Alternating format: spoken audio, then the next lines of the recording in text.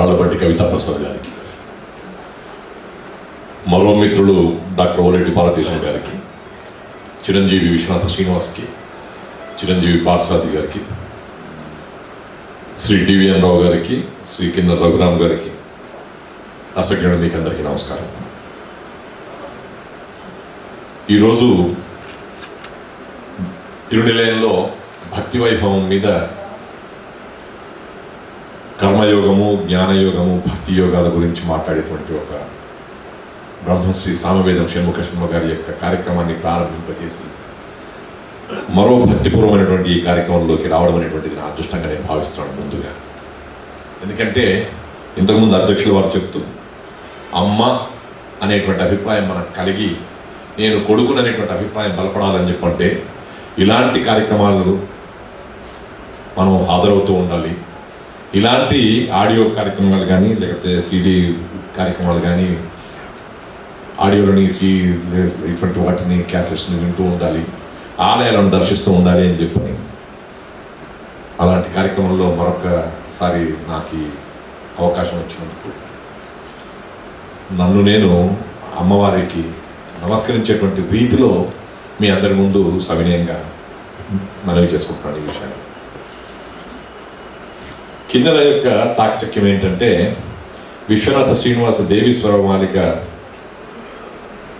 ఈ audio సీడీని release చేయాలని చెప్పి అనుకున్నప్పుడు దేవాదాయ శాఖకు సంబంధించినటువంటి రమణాచారం ఉంటే బాగుంటుందని చెప్పని వారు అనుకున్నారో, లేక పార్థు చెప్పాడో, లేక విశ్వనాథ శ్రీనివాస్ అనుకున్నాడో, ఏదైతేనేమి పిలువబడిన వారు మాత్రం చాలా యాప్ట్గా ఉంది, సముచితంగా ఉంది, ఔచిత్యవంతంగా ఉంది అని అంటామే. అలా ఒక పక్కన సాహితీమూర్తి పార్వతీశం ప్రసార భారతిలో ఒక 30 ఏళ్ల సర్వీస్తో ఏ రాగం ఎలా పలికింది, ఏ వీణ ఏ వాయిలను ఎంతవరకు దాన్ని వాయింపజేశారనేటువంటి విషయాన్ని విశ్లేషణ చేసేటువంటి రీతిలో వారు మాట్లాడిన తర్వాత ఈ కార్యక్రమానికి నిజమైనటువంటి నిండుతనం వచ్చిందని చెప్పి నాకు పార్వతీశం యొక్క ఉపన్యాసంతో అనిపించింది.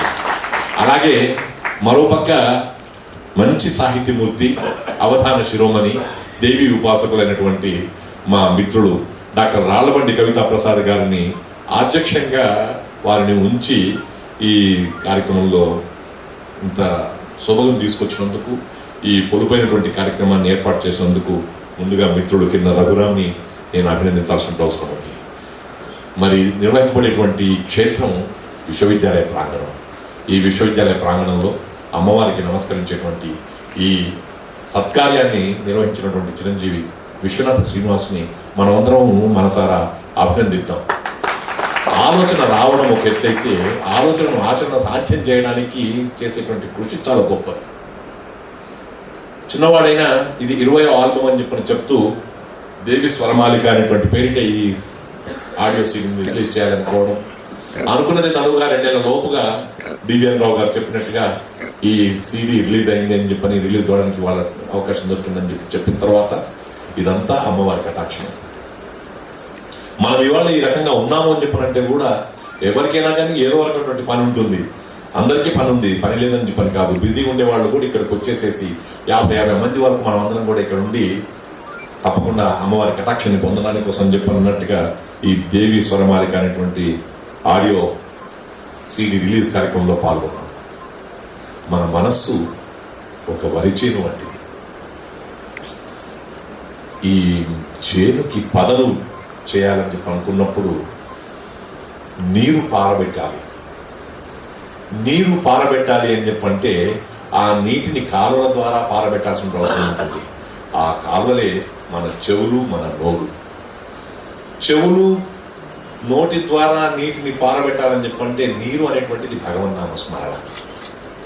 భగవన్నామ స్మరణ అనేటువంటి నీటిని పారబెట్టిన తర్వాత ఈ చెవులు, నోటి కాలువల ద్వారా ఆ భగవన్నామ స్మరణ అనేటువంటి నీటిని మనం పారబెట్టినందువల్ల భక్తి బీజాలు మొలకెత్తి ముక్తి పంట పండుతుంది అనేటువంటి విషయం మన జీవితాల్లో సార్థకం అవుతుంది.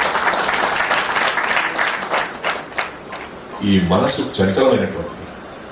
లౌకికమైనటువంటి విషయాల పట్ల ఎంత ఆసక్తి కలిగి ఉంటుందో, లౌకికమైనటువంటి విషయాల పట్ల ఎంత అనురక్తి కలిగి ఉంటుందో, లౌకికమైనటువంటి విషయాల పట్ల ఎంత లాగుపడతామో ఇదే అలౌకికమైనటువంటి విషయాలు పారమార్థిక విషయాల పట్ల అంతగా ఉండం కాబట్టి మనకు ఆడియో సీడీల రూపంలో కానీ వీడియో రూపంలో కానీ లేక భగవత్ కథా శ్రవణ కార్యక్రమాల ద్వారా కానీ సంగీత నృత్య రూపకాల ద్వారా కానీ ఈ భగవత్ కథా శ్రవణం జరుగుతూ ఉండడం అనేటువంటిది మనకు తప్పకుండా అవసరం.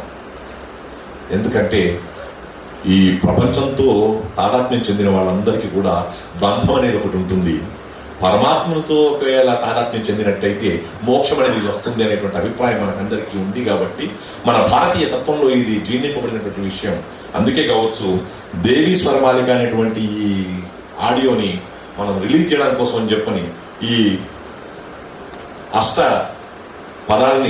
అష్టపదుల్ని మనకు అందించినారు విశ్వనాథ శ్రీనివాస్. రాగం గురించి, దాంట్లో ఉండేటువంటి సంగీతం గురించి, దాంట్లో ఉండేటువంటి స్వరరచన గురించి కోలేటి వారు చెప్పిన తర్వాత పార్థు దానికి న్యాయం చేశాడని చెప్పి అనిపించి సినీ పాటలే కాకుండా ఆధ్యాత్మికపరమైనటువంటి పాటల్లో కూడా తన యొక్క పరిపూర్ణతను సాధించుకోవడానికి చేసేటువంటి ప్రయత్నాన్ని అమ్మవారు హర్షిస్తుందనేటువంటి విషయాన్ని మనం ఈ క్యాసెట్ రిలీజ్ అప్పుడు మనం అందరం కూడా గుర్తించాల్సిన అవసరం ఉంది. చిరంజీవి పార్థసారథికి అమ్మవారి అనుగ్రహం నిండుగా ఉండాలని చెప్పి కోరుకుంటూ, అలాగే ఈ పదరచన చేసినటువంటి చిరంజీవి విశ్వనాథ శ్రీనివాస్కి కూడా అమ్మవారి అనుగ్రహం నిండుగా ఉండాలని చెప్పి కోరుకుంటూ ఈ శుభదినాన ఇక్కడికి వచ్చేసినట్టు మీకు అందరికీ కూడా నా శుభాకాంక్షలు శుభాభినందనలు చెప్తూ సెలవు.